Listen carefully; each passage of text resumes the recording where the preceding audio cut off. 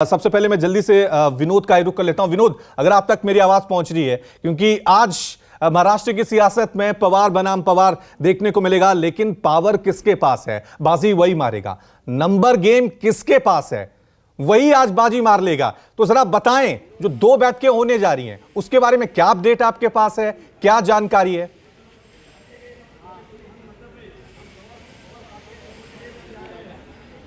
देखिए, 25 साल के इतिहास में पहली बार राष्ट्रवादी कांग्रेस पार्टी में दो गुट यहाँ पर हो चुके हैं, एक अजित गुट, एक शरद गुट। ये देखिए नज़ारा, शरद पवार के समर्थक कार्यकर्ता यहाँ पर पहुँच चुके हैं।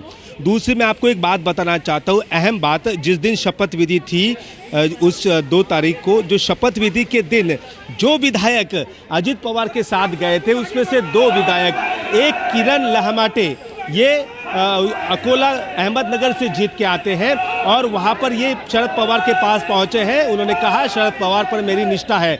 दूसरे विधायक अशोक पवार जो शिरूर विधानसभा क्षेत्र से आते हैं, वो भी शरद पवार से मिलने यहाँ पर पहुंचे। उन्होंने भी कहा मेरी निष्ठा शरद पवार के साथ है, क्योंकि इन 2 जो विधायक हैं यहाँ पर शिरूर में भारतीय जनता पार्टी को हराकर यहाँ पर एनसीपी का विधायक शरद पवार ने जीत के लाया था। और मैं बात करूं अकोला चुनाव क्षेत्र से, वहां पर एनसीपी के नेता ने ही भाजपा में प्रवेश किया था, तब शरद पवार ने वहां पर किरण लहमाटे को जिता कर लाया था। तो जाहिर सी बात है, अब शरद पवार भी चार्ज हो चुके हैं।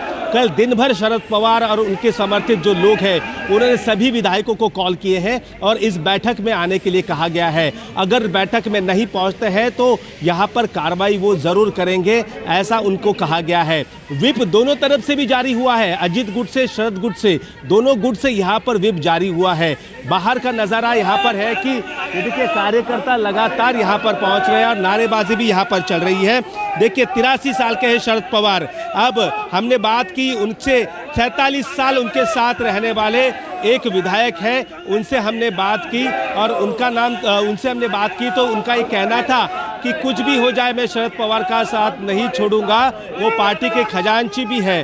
तो उन्होंने कहा कि अभी देखिए राष्ट्रीय ये कार्यक्रम होने के बाद दिल्ली में राष्ट्रीय कार्यकारिणी होगी और उसके दूसरे दिन बाद ही 8 तारीख से शरद पवार महाराष्ट्र के दौरे पर निकल रहे हैं। 4 जगहों पर बड़ी जनसभा करेंगे।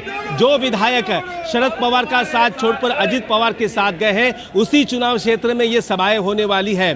जाहिर सी बात है, सुप्रिया सुले भी यहाँ पर पहुँच चुकी है, एक-एक कर पार्टी के पदाधिकारी भी पहुँच रहे हैं। आज का दिन काफ़ी अहम है। शरद पवार ने पहली प्रेस कॉन्फ्रेंस में कहा था कि ऐसे झटके मेरे को कोई तकलीफ नहीं होती, इससे पहले भी ऐसे झटके मैंने देख लिए हैं और जो भी विधायक छोड़ के जाएंगे, यानी अभी जो छोड़ के जाएंगे, आज पता चलेगा कितने शरद पवार के साथ है और कितने अजित पवार के साथ है।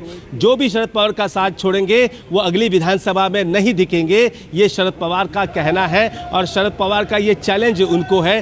सभी विधायकों को शरद पवार ने खुद फोन किया है और कहा है कि पार्टी के साथ एकनिष्ठ रहिए, पार्टी यही है, अजित पवार पार्टी नहीं है।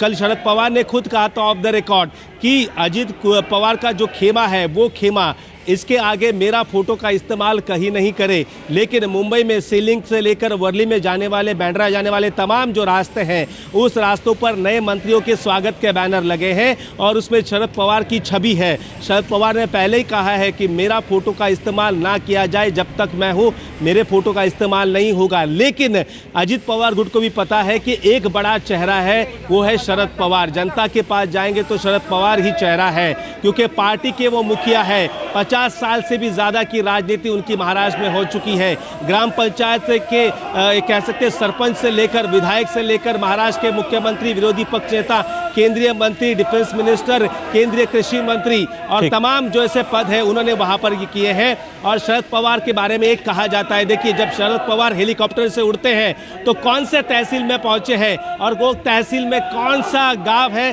और वहां पर मेरा कौन सा कार्यकर्ता है, ये भी शरद पवार नाम से जानते हैं। तो यही सबसे बड़ी पूंजी शरद पवार की राष्ट्रवादी कांग्रेस पार्टी के पास है और कार्यकर्ताओं को भरोसा है कि इसी के दम पर शरद पवार महाराष्ट्र में फिर से निकलेंगे और जिन्होंने पार्टी प्रतीक के साथ बगावत की है, पार्टी को तोड़ा है, उनको सबक देने की कोशिश यहां पर शरद पवार और उनके तमाम कार्यकर्ता वहां पर करने वाले हैं। 2 विधायक पहुंच चुके हैं, किरण लामाटे और अशोक पवार। अब धीरे धीरे 1 बजे का बैठक का समय है, धीरे धीरे कितने विधायक आते हैं ये देखना दिलचस्प होगा। सुप्रिया सुले ने कल सोशल मीडिया पर आह्वान किया है कि विधायक हैं वहां पर आए, हमारे साथ दे। अब देखना दिलचस्प है कि अब कितना स्कोर किसके पास है। ये मैच जो होती है ना क्रिकेट की, उसी तरीके से हो रहा है, कितने बॉल में कितने रन। वैसे अभी कितना स्कोर यहां पर कौन करता है वो देखना होगा। जी बिल्कुल, एनसीपी में 2020 शुरू हो गया है, कौन कितना स्कोर करेगा, जो ज्यादा स्कोर करेगा वो बाजी मार जाएगा।